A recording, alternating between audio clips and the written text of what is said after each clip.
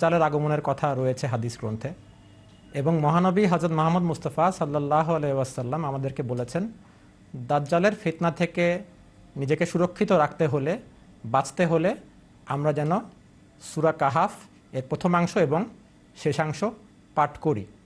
তো সূরা কাহাফের 5 এবং 6 নম্বর আয়াত যদি আমরা পাঠ করি, সেখানে আল্লাহ তাআলা বলছেন আউযু বিল্লাহি মিনাশ শাইতানির রাজিম ওয়া ইউনজিরাল্লাযিনা ক্বালু ইত্তাখাযাল্লাহু ওয়ালাদা মা লাহুম বিহি মিন ইলমিন ওয়ালা লিআবাইহিম কাবুরাত কালিমাতান তাখরুজু মিন আফওয়াহিহিম ইন ইয়াকুলুনা ইল্লা কাযিবা।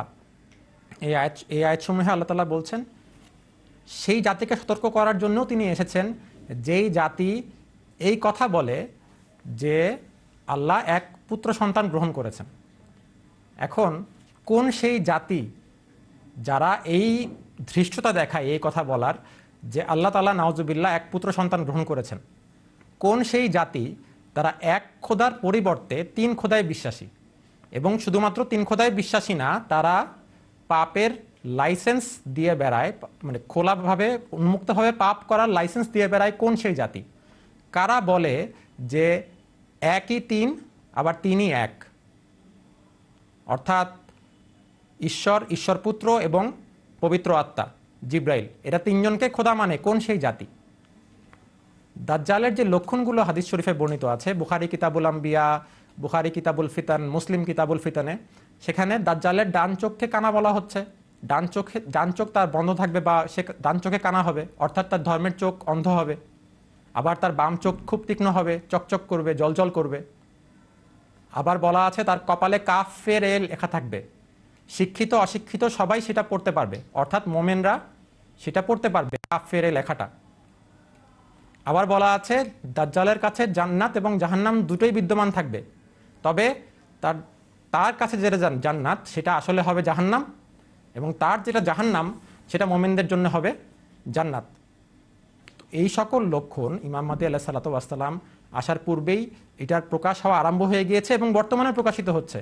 ইমাম মাহদী আলাইহিস সালাম এর একটা দায়িত্ব হচ্ছে তিনি ক্রুশ ভঙ্গ করবেন।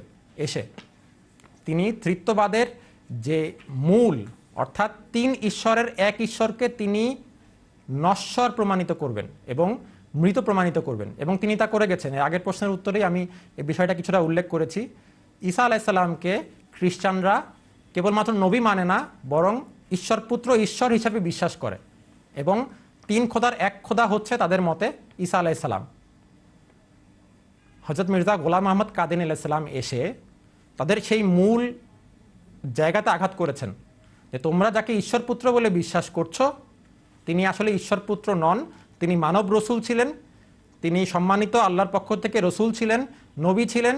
তিনি এসেছিলেন তার মিশন নিয়ে, তার মিশন শেষ করার ক্ষেত্রে অনেক বাধা তাকে পার হতে হয়েছে, কিন্তু তিনি তার মিশন পূর্ণ করে আল্লাহর কাছে ফেরত চলে গেছেন। এই বিষয়টা তিনি কোরআন শরীফ এবং হাদিস শরীফ এবং বিভিন্ন জাগতিক গবেষণার মাধ্যমে প্রমাণ করে দেখিয়ে গেছেন। এখানেই দাজ্জালি শক্তির পিছনে যে মূল ধর্মীয় শিক্ষা সেটাকে তিনি কুঠারাঘাতে তিনি ধ্বংস করে দিয়ে গেছেন, এবং এভাবেই তিনি দাজ্জালকে বধ করেছেন।